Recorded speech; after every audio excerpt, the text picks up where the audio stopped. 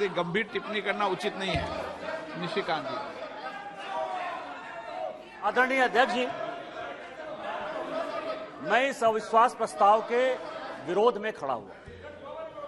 मैं अपने दल के नेता माननीय प्रधानमंत्री मोदी जी और पूरी भारतीय जनता पार्टी के लीडरशिप का शुक्रगुजार हूं। एक मिनट माननीय सदस्य, आप सीनियर व्यवस्था हो, शब्द बोलते समय ढंग से बोला करो, ये तरीका ठीक नहीं है। आप क्या शब्द बोलते हो, क्या नहीं बोलते, अच्छा लगता है क्या? पार्टी का शुक्रगुजार हूं कि उन्होंने मुझे अविश्वास प्रस्ताव पर जो है पहले वक्ता के तौर पर बोलने के लिए खड़ा किया। मैं ये सोच रहा था कि राहुल जी बोलेंगे, क्योंकि मीडिया में तरह तरह की खबरें आ रही थी, लेकिन लगता है कि शायद राहुल जी आज तैयार नहीं थे, देर से उठे होंगे तो नहीं बोल पाए। कोई बात नहीं है, गौरव गोगोई जी ने बोला, बहुत अच्छा बोला।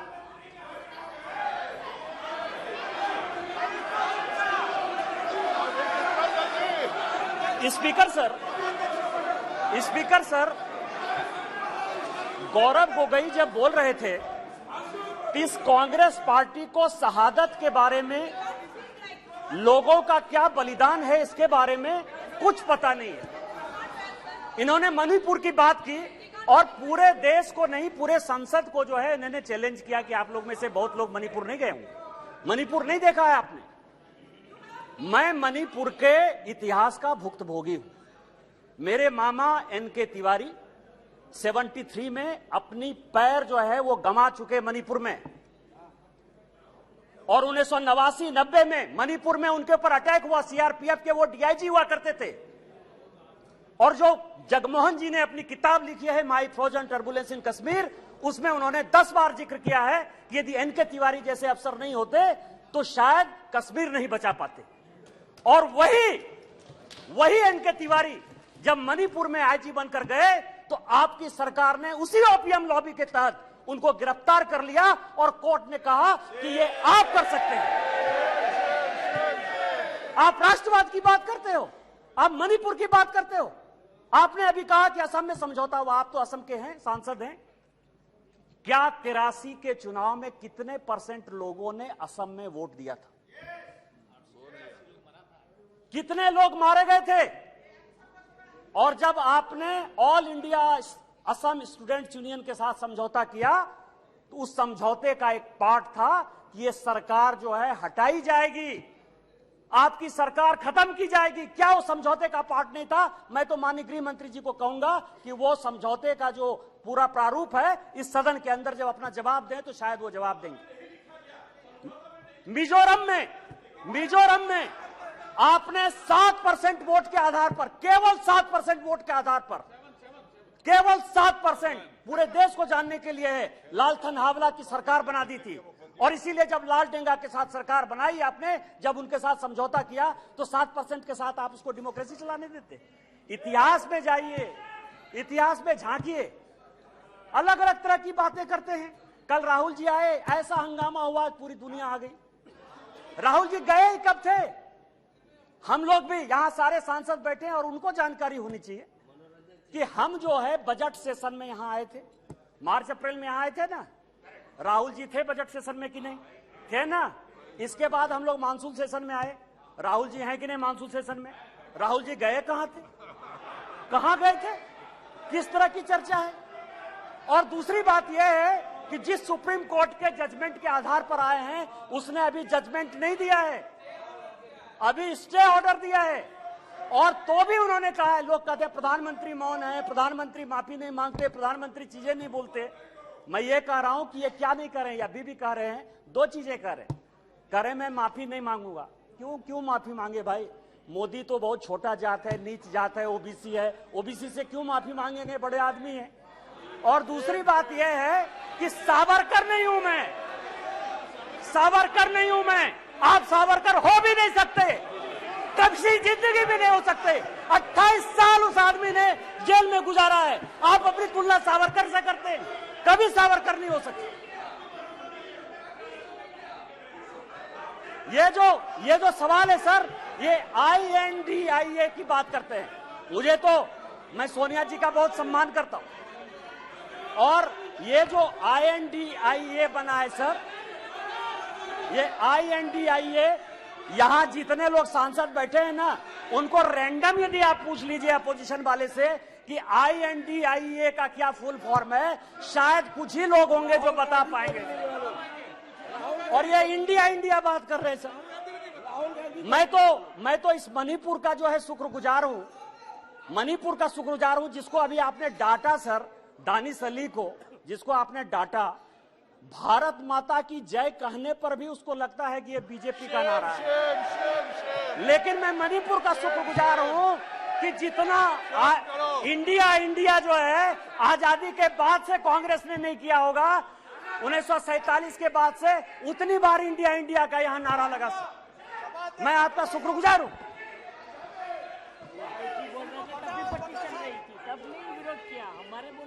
मेरे प्रधानमंत्री अध्यक्ष महोदय, मेरे प्रधानमंत्री एक बात कहते हैं कि ये अविश्वास प्रस्ताव नहीं है। प्रधानमंत्री जी कहते हैं कि ये अविश्वास प्रस्ताव नहीं है, ये अपोजिशन में विश्वास प्रस्ताव है कि कौन अपोजिशन में कौन किसके साथ है। जब माननीय प्रधानमंत्री जी ने यह कहा तो मैंने सोचना शुरू किया सर कि प्रधानमंत्री जी ये बात क्यों कह रहे हैं, हमारे खिलाफ अविश्वास प्रस्ताव है, लेकिन वो कह रहे हैं कि ये अपोजिशन वाले अपने विश्वास प्रस्ताव की बात कर रहे हैं और उसमें वो देखना चाहते हैं कि कौन दल सचमुच उनके साथ है। तो मैं तह पर गया सर कि अविश्वास प्रस्ताव पर कौन कौन पार्टी हमारे खिलाफ है। सबसे बड़ी पार्टी DMK है, बड़ा सम्मान करता हूं मैं, करुणानिधि जी का बड़ा योगदान रहा है इस देश को बनाने में। अब आप समझे सर कि 1976 में भ्रष्टाचार के आरोप के ऊपर इस कांग्रेस ने करुणानिधि जी की सरकार को बर्खास्त कर दिया और 80 में जब इंदिरा जी की सरकार बनी तो यही DMK उनके साथ हो गई। आप करें तो रासलीला, हम करें तो करेक्टर ढीला।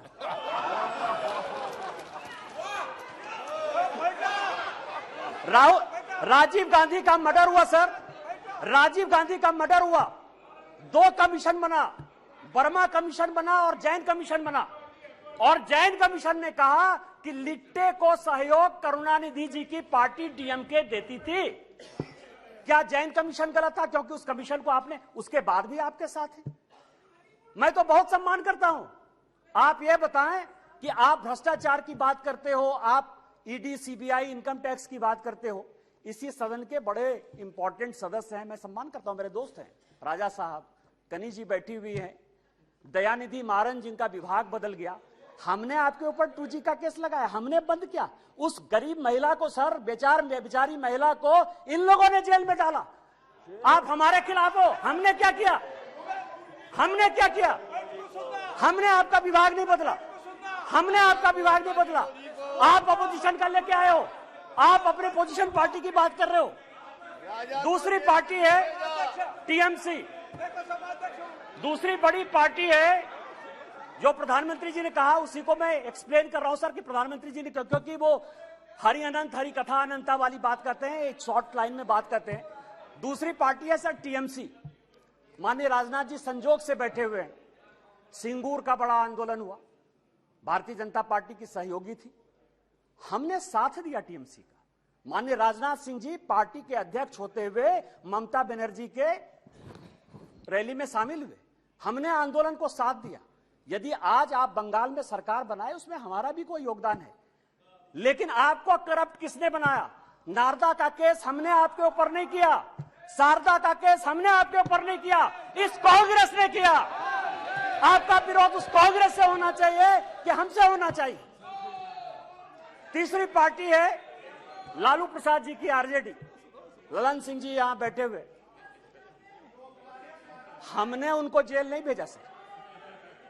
मैं केवल यह कह रहा हूं किस तरह की ये अपोजिशन की यूनिटी है। एक जो गाना है ना सर, ये कैसा सुर मंदिर है जिसमें संगीत नहीं, गीत लिख दी दीवारों पर, गाने की सुर नहीं,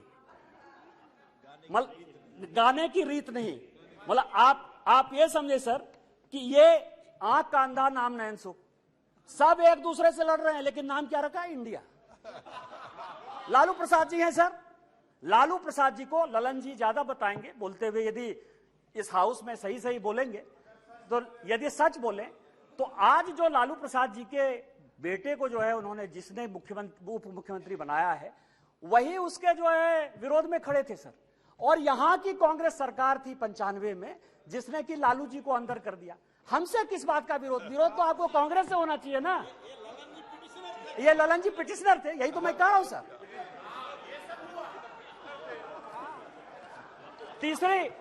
तीसरी पार्टी है सर मुलायम सिंह यादव जी। चौथी पार्टी है मुलायम सिंह यादव जी की पार्टी सर। अच्छा, मुलायम सिंह जी जो यहां थे तो हम लोगों के लिए बड़े सम्मानित थे, और जब भी है देश प्रेम की जो भावना थी उसके ऊपर कोई चैलेंज नहीं कर सकता है सर। लेकिन मुलायम सिंह जी यादव की इमेज को किसने चौपट किया? ये मेरे पास यदि बोलेंगे सर सारे पेपर में लेके आया हूं कि विश्वनाथ चतुर्वेदी जो है कांग्रेस के कार्यकर्ता है, पीआईएल करते, और सीबीआई का केस जो है 2007 में डिसप्रोपोर्शनेट एसेट का मुलायम सिंह यादव जी के ऊपर हो जाता है। 2008 में इसी सदन में मुलायम सिंह यादव जी ने आपको सीबीआई के डर से न्यूक्लियर में सपोर्ट किया कि उन्होंने अपनी आइडियोलॉजी के तहत किया, ये आप बता दीजिए जनता को। और उसके बाद आपने इनकम टैक्स का केस कर दिया। और हमने क्या किया मुलायम सिंह यादव जी के साथ? हमको पता था कि वो ईमानदार आदमी है, हमको पता है कि देश के प्रति उनकी भावना जो है, और ये पिछड़े दलित शोषित वर्ग से आते हैं, इसीलिए कांग्रेस ने उसको ये किया। हम लोगों ने सीबीआई के सारे केस को खत्म किया और आज मुलायम सिंह यादव जी के ऊपर केस नहीं। फिर भी मुलायम सिंह यादव जी हमारे विरोध में, और उसके बाद पद्म भूषण भी दिया हमने। उस दिन सुप्रिया जी बहुत बोल रही थी, एनसीपी है नेचुरली करप्ट पार्टी। कहा है सर? माननीय प्रधानमंत्री जी ने कहा है, बीजेपी कहती है, हम लोग कहते रहते। मैं गया उनके तह पर गया कि 80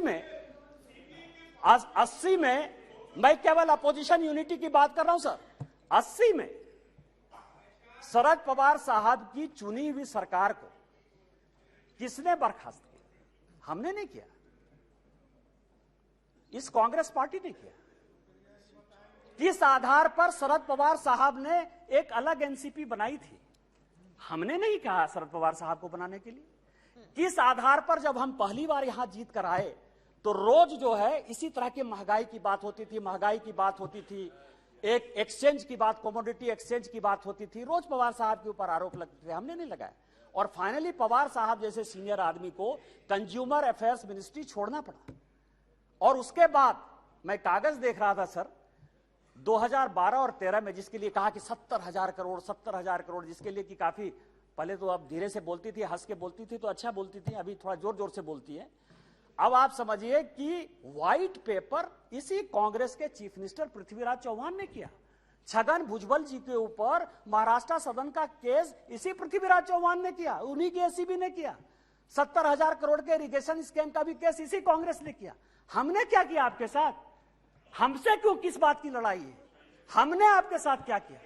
आपको तो इस कांग्रेस को देखना चाहिए था। इसके बाद एक पार्टी है सर, फारूक अब्दुल्ला साहब, बड़े सीनियर हैं यहां। 1953 में, याद करिएगा सर, 1953 में शेख अब्दुल्ला साहब को जेल में इसी कांग्रेस पार्टी ने बंद किया। 1975 तक 22 साल वो आदमी जेल में रहा इस कांग्रेस पार्टी के कारण।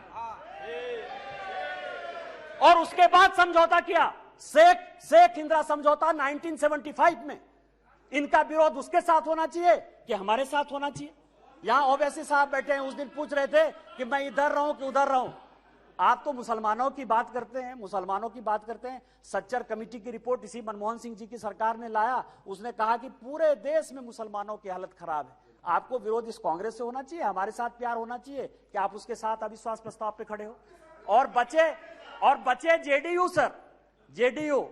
और मैं बड़ी गंभीरता के साथ एक बात आपको कहना चाहता हूं कि 2005 में जब जेडीयू की सरकार नहीं बनी और रामविलास पासवान जी की आवश्यकता पड़ गई, तो वो मीटिंग 2 जगह पर हुई सर। एक पत्रकार के घर पर हुई जिसका नाम मैं नहीं बोलना चाहता, और दूसरी मीटिंग रामविलास पासवान जी, नीतीश जी की मेरे घर पर हुई सर।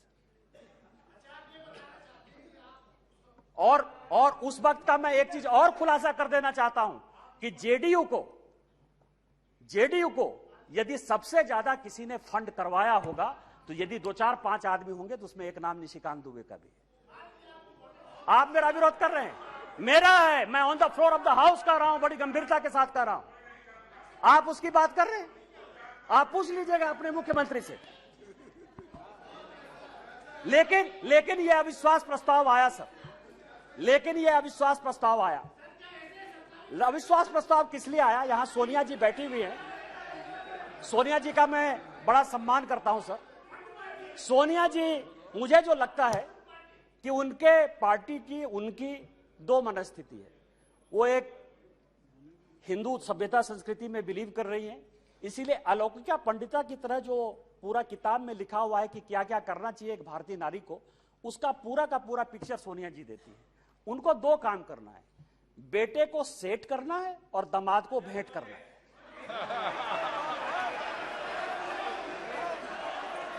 अरे जिसका नेम ले रहा है वो बोले ना, जिसका नेम ले रहा है वो बोले, ये लोग क्यों बोल रहे हैं?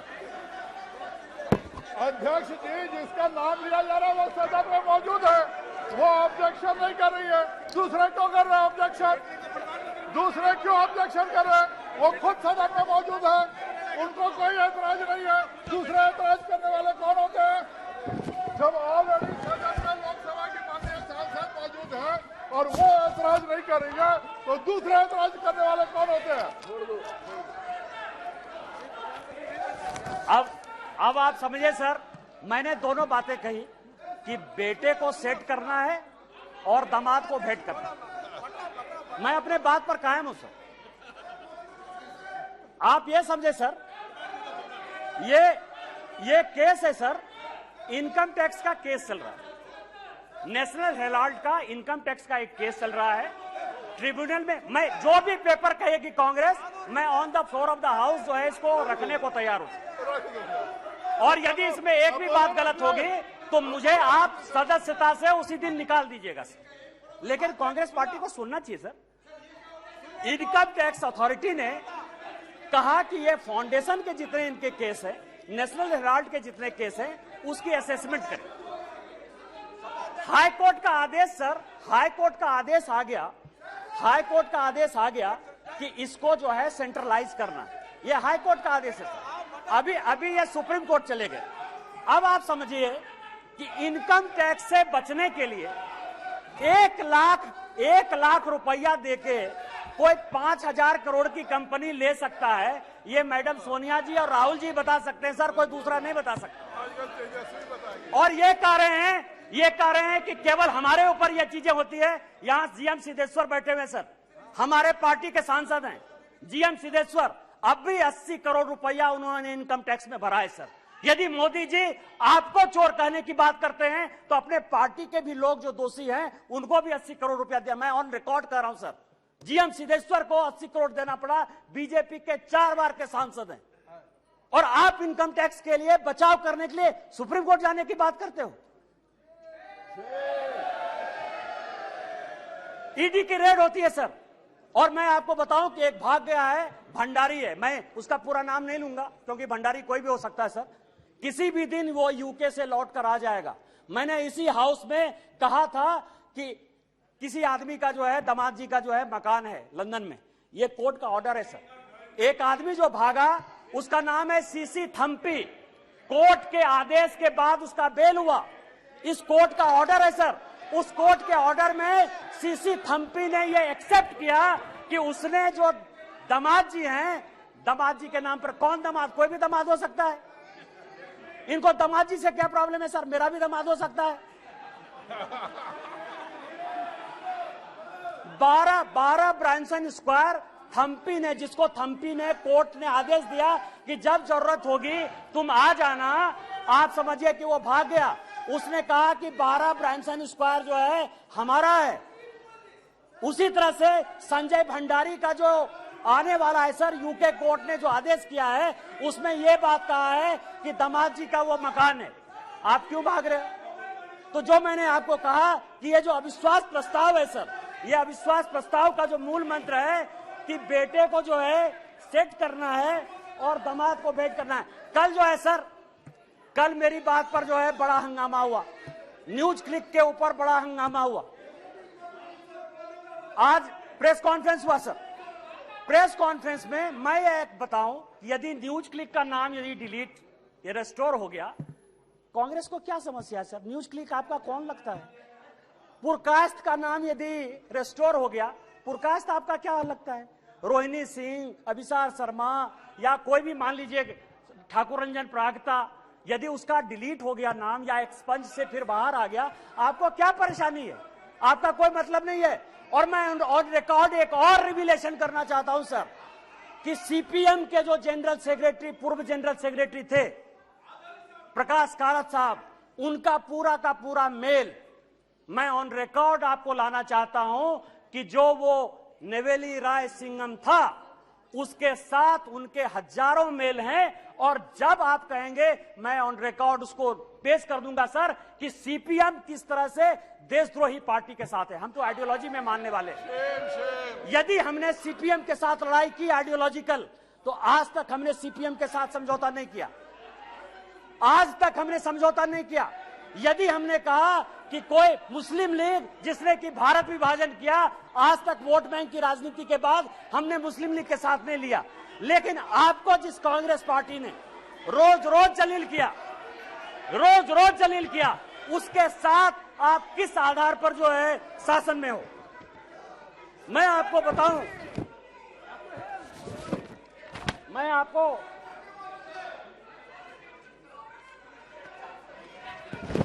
अध्यक्ष जी,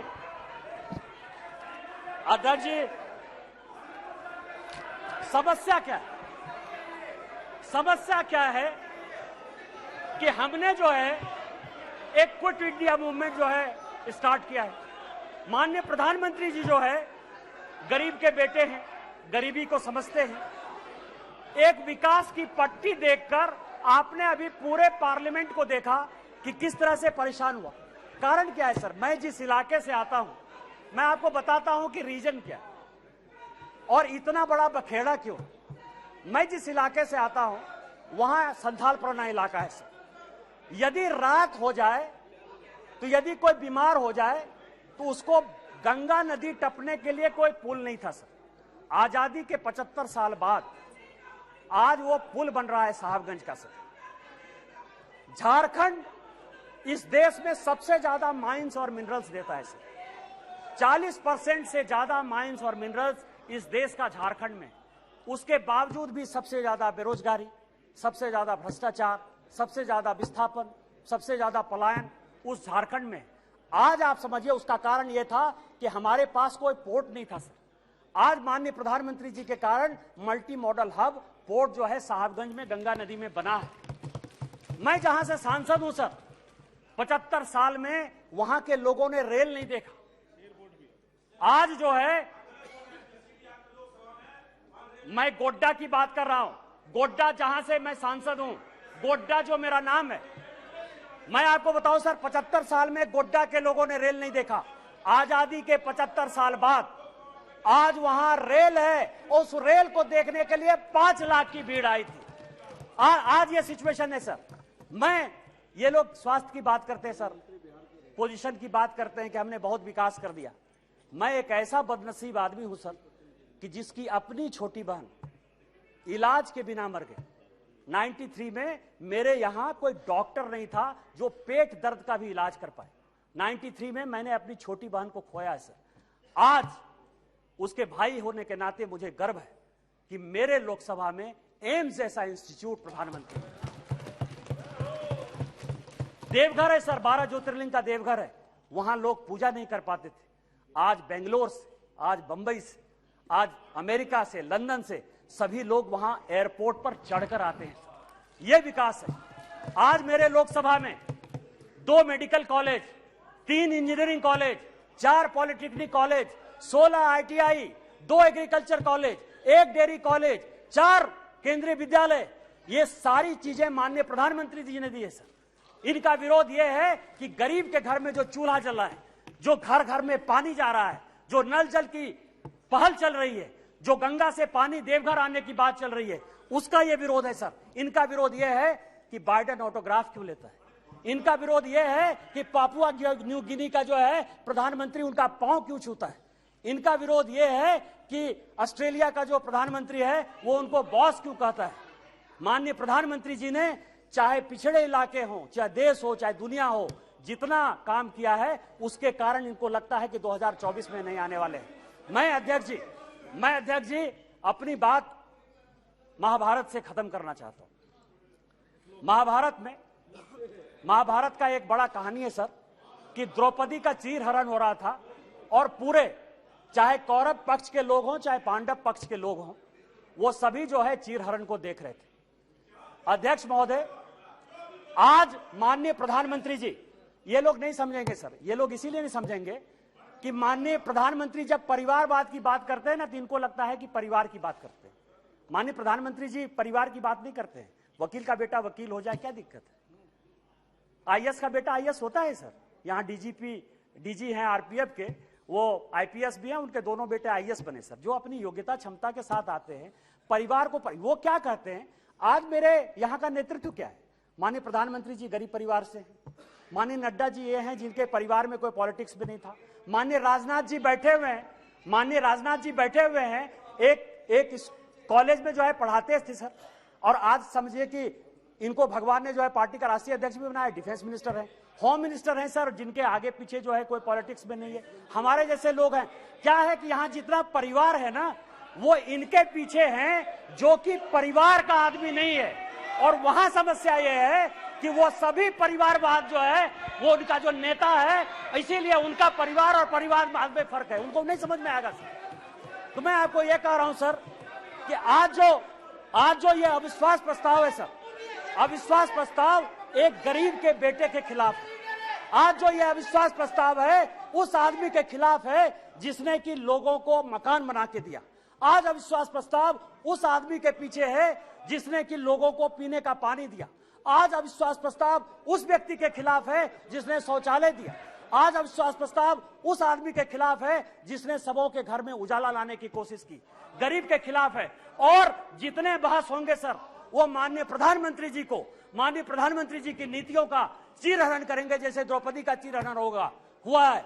मैं आपको कहना चाहता हूं इतिहास से कि चाहे राम मंदिर बना दिया हो, 370 जो हमारी थी धारा, वो सारा तो हमने बना ही दिया।